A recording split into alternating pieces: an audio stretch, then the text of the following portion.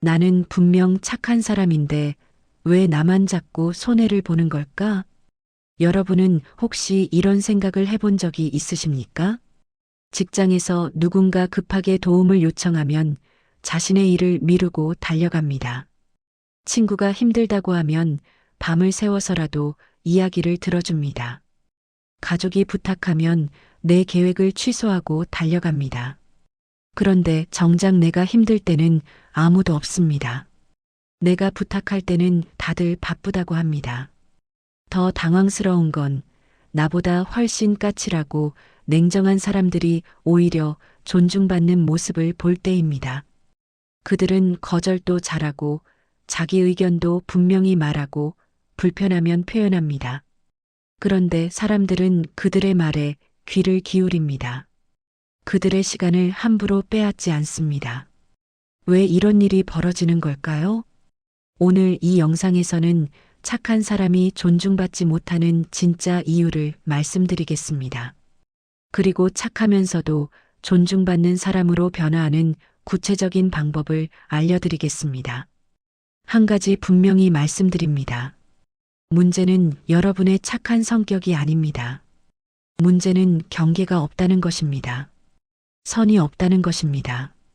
이 영상을 끝까지 보시면 여러분은 더 이상 억울하게 손해보지 않으면서도 따뜻한 마음을 유지하는 방법을 알게 되실 겁니다.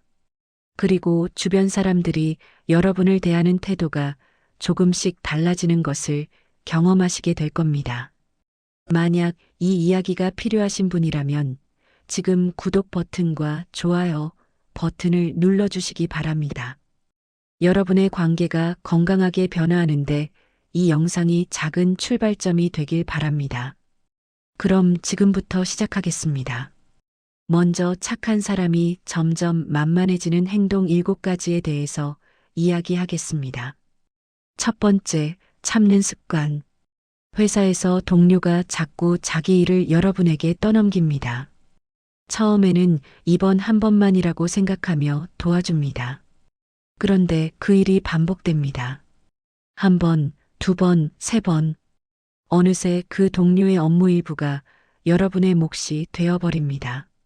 여러분은 속으로 불편하지만 아무 말도 하지 않습니다. 괜히 분위기 나빠질까봐, 나쁜 사람으로 보일까봐 참습니다. 왜 이런 행동이 반복될까요? 착한 사람들은 갈등을 두려워합니다. 불편한 감정을 표현하는 것 자체를 나쁜 행동이라고 배웠습니다. 착한 사람은 화내면 안 돼, 참는 게 미덕이야라는 말을 들으며 자랐습니다. 그래서 불편해도, 화가 나도, 억울해도 참습니다. 그런데 참으면 어떤 일이 벌어질까요? 처음엔 이 정도는 괜찮아라고 생각합니다. 하지만 시간이 지나면서 마음속에 응어리가 쌓입니다. 어느 순간 작은 일에도 폭발하고 싶어집니다. 그리고 자신에게 화가 납니다. 왜 나는 말 한마디 못하지? 라는 자책감이 생깁니다. 이 행동이 관계에 미치는 장기적 결과는 명확합니다. 상대방은 여러분의 침묵을 동의로 받아들입니다. 이 사람은 불편해하지 않는구나. 이 정도는 괜찮은가 보다라고 생각합니다. 그래서 점점 더 많은 것을 요구하게 됩니다. 여러분이 참을수록 상대는 더 편하게 여러분을 이용합니다. 지금부터 바꿔야 할 핵심 태도는 이것입니다. 불편함을 표현하는 것은 나쁜 행동이 아닙니다. 오히려 건강한 관계를 위한 필수 조건입니다. 참는 것이 미덕이 아니라 표현하는 것이 성숙함입니다. 실제로 사용할 수 있는 문장을 드리겠습니다. 이 일은 제 업무 범위가 아닌 것 같습니다. 이번에는 제가 도와드리기 어려울 것 같습니다. 이 문장들은 공격적이지 않으면서도 명확하게 선을 긋는 표현입니다. 두 번째, 항상 도와주는 태도. 친구가 이사를 합니다. 당연히 여러분에게 연락이 옵니다. 지난번에도 도와줬고 그 전에도 도와줬습니다.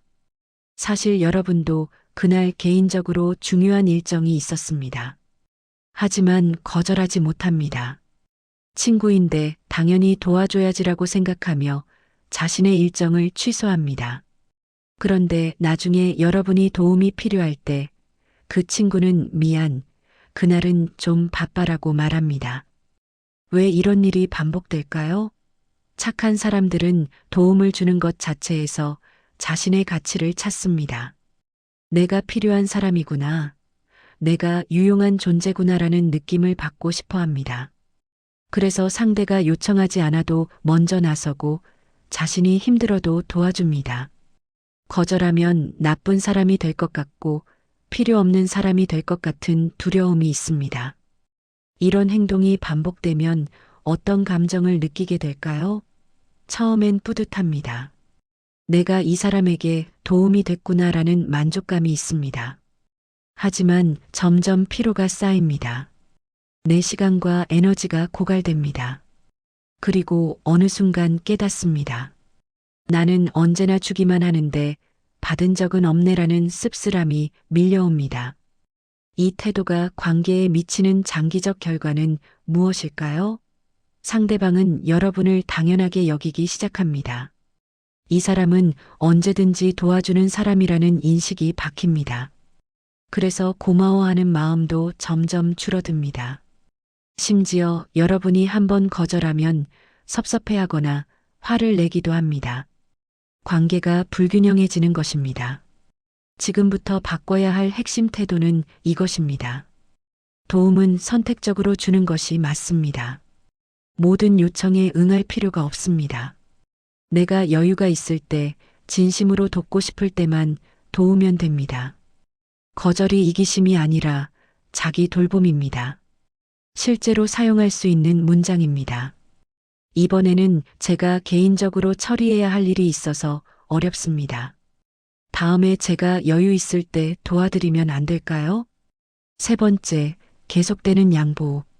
가족 모임에서 메뉴를 정합니다. 여러분은 사실 특정 음식을 먹고 싶었습니다. 하지만 다른 가족들이 다른 메뉴를 원하는 것 같습니다. 여러분은 저는 아무거나 괜찮아요라고 말합니다. 영화를 볼 때도 여행지를 정할 때도 마찬가지입니다. 항상 여러분의 의견은 뒤로 밀립니다. 그리고 나중에는 아무도 여러분의 의견을 묻지 않습니다. 왜 이런 행동이 반복될까요? 착한 사람들은 자신의 욕구를 표현하는 것을 이기적이라고 생각합니다. 내가 참으면 분위기가 좋아지겠지. 다른 사람들이 행복하면 나도 행복해라고 믿습니다. 자신의 바람보다 타인의 만족을 우선시하는 것이 습관이 되어 있습니다. 이런 태도를 계속 유지하면 어떤 감정을 느낄까요? 처음엔 내가 좋은 사람이구나라는 자부심이 있습니다. 하지만 시간이 지나면서 공허함이 찾아옵니다. 내가 진짜 원하는 게 뭐였지? 라는 질문을 스스로에게 하게 됩니다. 그리고 점점 자신의 목소리를 잃어버립니다. 이 행동이 관계에 미치는 장기적 결과는 명확합니다. 사람들은 여러분의 의견이 중요하지 않다고 생각하게 됩니다. 심지어 여러분 자신도 내 의견이 별로 중요하지 않다고 믿게 됩니다. 결국 모든 결정에서 여러분은 투명 인간이 됩니다. 지금부터 바꿔야 할 핵심 태도는 이것입니다. 양보는 가끔 하는 것이 아름다운 것입니다. 항상 양보하는 것은 자기 포기입니다. 내 의견을 말하는 것은 권리입니다. 다른 사람의 의견과 내 의견은 동등한 가치를 가집니다. 실제로 사용할 수 있는 문장입니다. 저는 이번엔 이걸 선택하고 싶습니다. 제 의견도 한번 들어주시면 좋겠습니다. 네 번째, 감정 숨기기. 직장에서 상사가 여러분에게 부당한 말을 합니다. 마음이 상했지만 표정 하나 바꾸지 않습니다. 친구가 약속을 또 취소했습니다. 속상하지만 괜찮아라고 말합니다. 배우자가 여러분의 감정을 무시하는 말을 했습니다. 화가 나지만 웃으며 넘어갑니다. 여러분은 언제나 괜찮은 사람입니다. 상처받지 않는 사람입니다. 아니, 상처받아도 티내지 않는 사람입니다.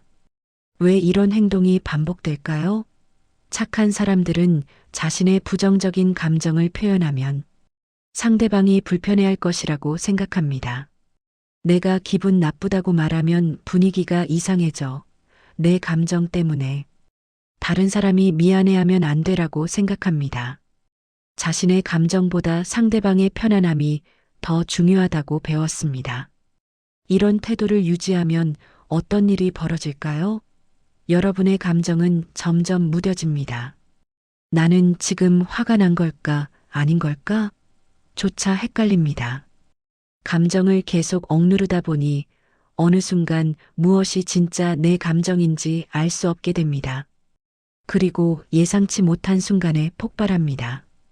이 행동이 관계에 미치는 장기적 결과는 무엇일까요? 상대방은 여러분이 언제나 괜찮은 사람이라고 착각합니다. 이 사람은 아무렇지 않나 보다. 이 정도로는 안 상처받는구나라고 믿습니다. 그래서 더 함부로 대합니다. 여러분의 감정을 고려할 필요를 느끼지 못합니다. 지금부터 바꿔야 할 핵심 태도는 이것입니다. 감정을 표현하는 것은 약함이 아닙니다. 오히려 용기입니다. 나는 지금 이런 기분이야 라고 말하는 것이 건강한 관계의 시작입니다. 상대방도 여러분의 진짜 마음을 알 권리가 있습니다. 실제로 사용할 수 있는 문장입니다. 그 말을 들으니 마음이 불편합니다. 저는 지금 조금 화가 났습니다. 5번째, 과도한 설명. 여러분이 거절을 해야 하는 상황입니다. 그런데 단순히 안 됩니다라고 말하지 못합니다. 긴 설명이 뒤따릅니다. 사실은 제가 어젯밤에 잠을 잘 못 잤고 오늘 아침에 급한 일이 생겼고 그리고 원래 계획했던 다른 일도 있고 건강도 좀 안 좋아서 라고 10분 동안 설명합니다. 상대방을 설득하려고 애씁니다. 이해시키려고 노력합니다. 왜 이런 행동이 반복될까요? 착한 사람들은 거절 자체에 죄책감을 느낍니다. 그래서 상대방이 그래, 내 사정이 그렇다면 어쩔 수 없지라고 납득해 주기를 바랍니다. 정당한 이유가 있어야만 거절할 수 있다고 생각합니다. 그냥 하기 싫어서라는 이유는 충분하지 않다고 믿습니다. 이런 태도를 계속 유지하면 어떤 감정을 느낄까요? 설명하는 동안 스스로가 초라해집니다. 내가 왜 이렇게까지 변명해야 하지? 라는 생각이 듭니다. 그리고 때로는 상대방이 여러분의 설명을 반박합니다. 그 정도는 괜찮지 않아? 그건 핑계 아니야? 라고 말합니다. 그러면 더 당황스럽습니다. 이 행동이 관계에 미치는 장기적 결과는 무엇일까요? 상대방은 여러분의 거절을 협상 가능한 것으로 봅니다. 설명을 들으면서 어떻게 하면 이 사람을 설득할 수 있을까를 생각합니다. 여러분의 아니오가 어쩌면 예스로 들립니다. 결국 여러분의 거절은 힘을 잃습니다. 지금부터 바꿔야 할 핵심 태도는 이것입니다. 거절에는 긴 설명이 필요하지 않습니다. 안 됩니다는 완전한 문장입니다. 이유를 대지 않아도 됩니다. 여러분의 아니오는 그 자체로 충분히 정당합니다. 실제로 사용할 수 있는 문장입니다. 죄송하지만 이번엔 어렵습니다. 제가 도와드릴 수 없을 것 같습니다. 더 이상의 설명은 필요 없습니다. 6번째, 습관적인 사과. 여러분은 하루에 몇 번이나 죄송합니다라고 말할까요? 누군가와 스쳐 지나갈 때, 의견을 말할 때, 질문을 할 때, 심지어 상대방의 실수에도 죄송합니다라고 먼저 말합니다. 회의 중에 의견을 내기 전에도 이건 제 생각일 뿐인데요. 틀릴 수도 있는데요. 라는 말로 시작합니다. 사과가 입버릇이 되었습니다. 왜 이런 행동이 반복될까요? 착한 사람들은 자신이 공간을 차지하는 것, 자신의 존재가 누군가에게 불편함을 주는 것 자체를 미안하게 생각합니다. 내가 여기 있어도 될까? 내 말을 해도 될까? 라는 불안감이 있습니다. 자신의 존재를 최대한 작게 만들려고 합니다. 이런 태도를 유지하면 어떤 감정을 느낄까요? 스스로가 점점 작아지는 느낌입니다. 자신감이 떨어집니다. 나는 왜 항상 미안해하지? 라는 자괴감이 듭니다. 그리고 사람들 앞에서 말하는 것 자체가 두려워집니다. 이 행동이 관계에 미치는 장기적 결과는 무엇일까요? 사람들은 여러분의 말에 무게감을 느끼지 못합니다. 어차피 저 사람은 확신이 없나 보다 중요한 말은 아니겠지라고 생각합니다. 여러분의 의견은 진지하게 받아들여지지 않습니다.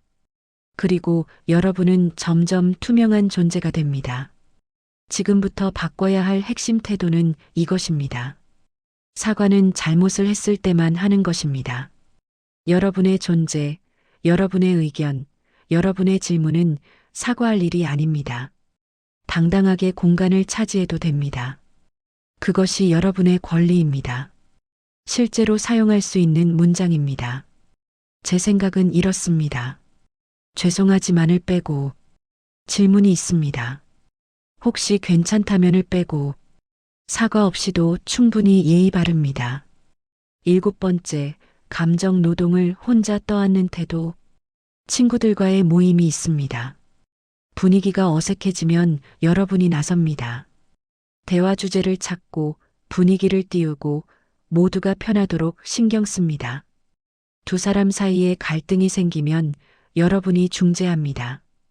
가족 안에서 문제가 생기면 여러분이 해결합니다.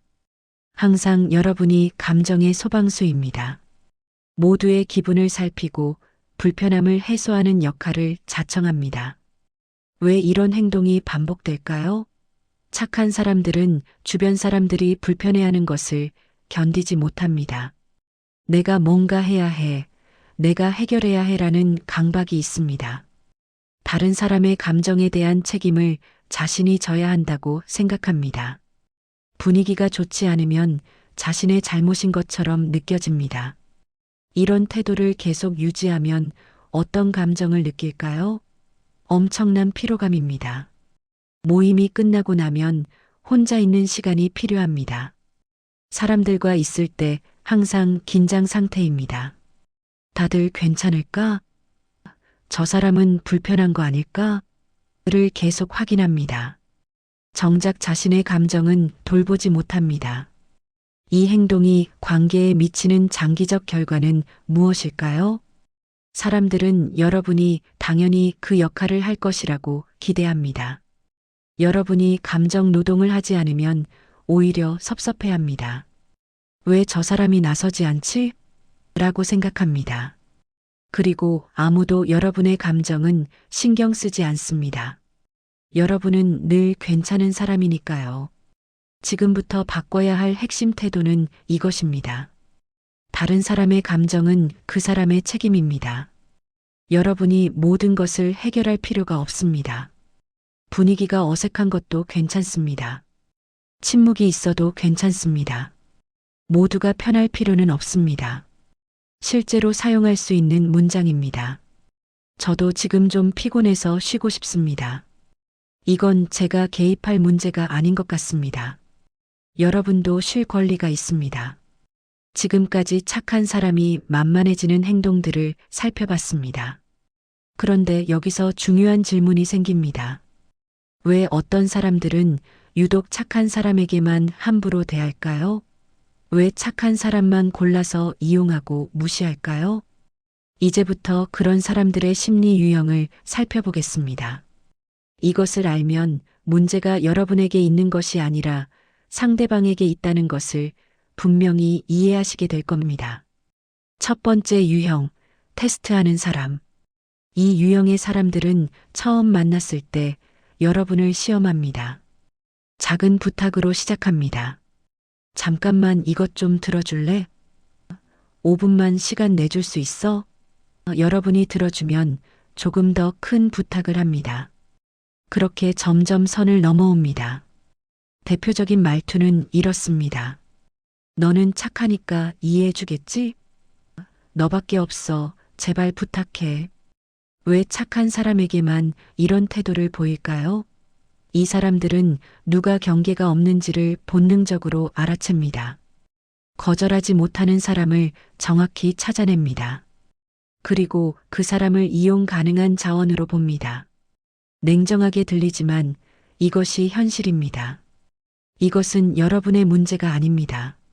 여러분이 착해서가 아니라 상대방이 타인의 선의를 이용할 줄 아는 사람이기 때문입니다. 착한 것과 만만한 것을 구분하지 못하는 사람입니다. 현실적으로 취할 수 있는 거리두기 조언입니다. 처음부터 선을 그으십시오. 첫 번째, 부당한 부탁에서 거절하십시오. 이번 한 번만이 없어야 합니다. 이 사람들은 첫 번째 테스트에서 거절당하면 다른 대상을 찾아갑니다. 두 번째 유형, 감정적 흡혈귀. 이 유형의 사람들은 끊임없이 자신의 문제를 이야기합니다. 만날 때마다 힘들다고 합니다. 여러분은 위로하고 조언하고 시간을 쏟습니다. 그런데 신기하게도 이 사람의 문제는 절대 해결되지 않습니다. 같은 문제를 반복해서 이야기합니다. 그리고 여러분의 이야기는 듣지 않습니다. 대표적인 행동 특징은 이렇습니다. 대화는 항상 자기 이야기로 시작하고 끝납니다. 여러분이 힘든 이야기를 하면 나는 더 힘들어라고 말합니다. 또는 형식적으로 힘들겠다라고 말한 후 바로 자기 이야기로 돌아옵니다. 왜 착한 사람에게만 이런 태도를 보일까요? 착한 사람들은 끝까지 들어주기 때문입니다. 지치지 않고 포기하지 않고 계속 관심을 줍니다. 이 사람들은 그것을 알고 있습니다. 여러분이 자신의 감정 쓰레기통이 되어줄 것을 압니다. 이것은 여러분의 문제가 아닙니다. 이 사람들은 실제로 해결을 원하는 것이 아닙니다. 그들은 주목과 관심을 원합니다. 여러분의 에너지를 빨아먹으며 자신을 채웁니다. 이것은 관계가 아니라 일방적인 착취입니다. 현실적으로 취할 수 있는 거리두기 조언입니다. 시간 제한을 두십시오. 30분만 이야기할 수 있어라고 먼저 말하십시오. 그리고 해결책을 제시하지 마십시오. 그건 내가 결정할 문제야라고 말하십시오. 이 사람들은 해결책을 주는 사람보다 무한정 들어주는 사람을 찾습니다. 여러분이 그 역할을 그만두면 다른 대상을 찾아갈 것입니다. 세 번째 유형, 무임승차자. 이 유형의 사람들은 팀 프로젝트를 할 때, 공동 작업을 할 때 자주 등장합니다. 처음에는 함께하는 척합니다. 하지만 점점 자신의 몫을 하지 않습니다. 마감이 다가오면 미안, 나는 좀 바빠서라고 말합니다. 결국 여러분이 그 사람의 몫까지 떠안습니다. 그런데 결과가 나오면 그 사람도 똑같이 공을 나눠 가집니다. 대표적인 말투는 이렇습니다. 너는 이거 잘하잖아. 내가 하는 게 더 빠를 것 같아.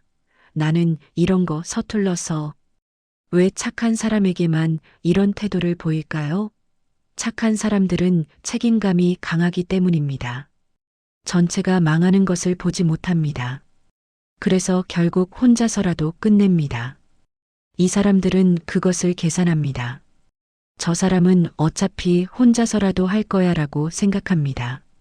이것은 여러분의 문제가 아닙니다. 이 사람들은 의도적으로 무능한 척합니다.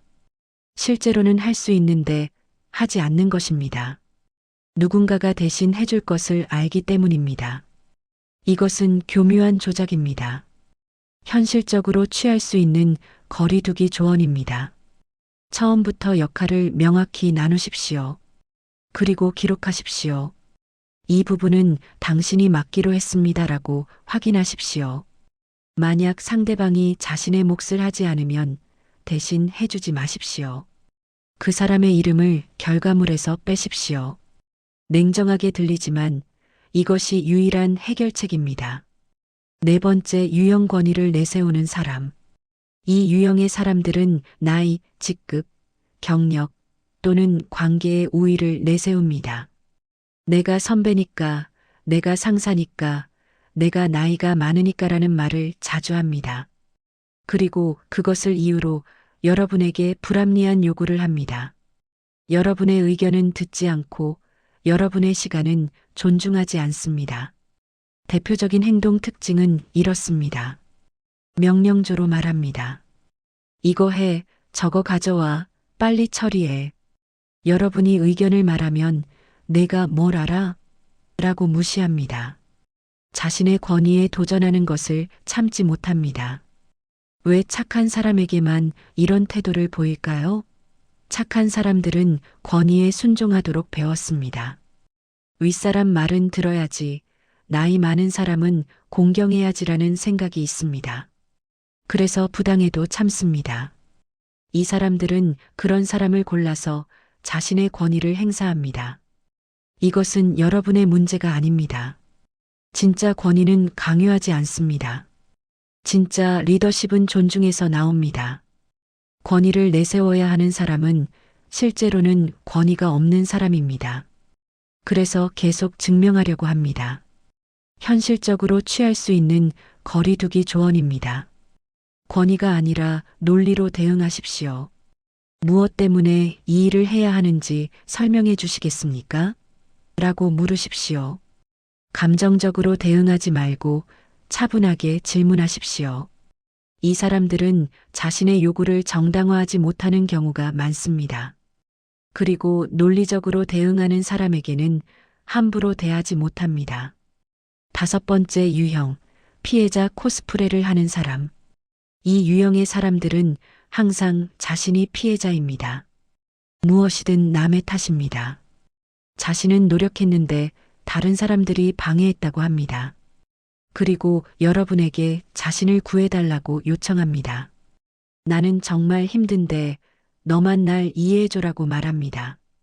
대표적인 말투는 이렇습니다. 다들 나한테 너무 심해.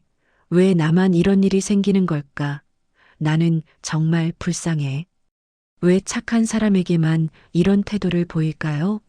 착한 사람들은 공감 능력이 높습니다. 누군가 힘들어하면 도와주고 싶어 합니다. 이 사람들은 그 마음을 이용합니다. 끊임없이 피해자 역할을 하며 여러분의 도움을 요구합니다. 이것은 여러분의 문제가 아닙니다. 진짜 피해자와 피해자 코스프레를 하는 사람은 다릅니다. 진짜 피해자는 해결을 원합니다. 하지만 이 사람들은 피해자 역할 자체를 원합니다. 그것이 자신의 무책임을 정당화해주기 때문입니다. 현실적으로 취할 수 있는 거리두기 조언입니다. 공감은 하되 책임을 대신 지지 마십시오. 그건 정말 힘들었겠다. 그래서 내가 어떻게 할 건데? 라고 물으십시오. 해결책은 그 사람이 찾도록 하십시오. 여러분이 구원자가 되려고 하면 이 관계는 끝나지 않습니다. 그 사람은 계속 여러분을 필요로 할 것이고 여러분은 계속 지칠 것입니다. 지금까지 우리는 긴 여정을 함께 했습니다. 착한 사람이 만만해지는 7가지 행동을 살펴봤습니다. 그리고 왜 어떤 사람들은 유독 착한 사람만 노리는지 그들의 심리 유형을 분석했습니다. 이제 핵심을 정리하겠습니다. 여러분이 존중받지 못하는 이유는 여러분이 착해서가 아닙니다. 경계가 없기 때문입니다. 선이 없기 때문입니다. 여러분의 예스가 너무 쉽게 나오기 때문입니다. 저는 여러분에게 착한 마음을 버리라고 말씀드리는 것이 아닙니다. 절대 아닙니다. 착한 마음은 이 세상에서 가장 아름다운 것입니다. 타인을 배려하는 마음, 돕고 싶은 마음, 관계를 소중히 여기는 마음. 이것들은 모두 귀한 것입니다. 제가 말씀드리는 것은 이것입니다. 착한 마음을 가지되 선을 그으십시오. 타인을 배려하되 자신도 배려하십시오. 관계를 소중히 여기되 자기 자신을 더 소중히 여기십시오. 선을 긋는 것은 이기심이 아닙니다. 자기 존중입니다. 거절하는 것은 냉정함이 아닙니다. 자기 돌봄입니다. 감정을 표현하는 것은 약함이 아닙니다. 용기입니다. 여러분이 오늘부터 실천할 수 있는 작은 행동을 제안드리겠습니다. 첫째, 오늘 하루 동안 죄송합니다라고 말하려는 순간을 의식해 보십시오. 정말 잘못한 것인지 아니면 습관적으로 사과하는 것인지 확인해 보십시오.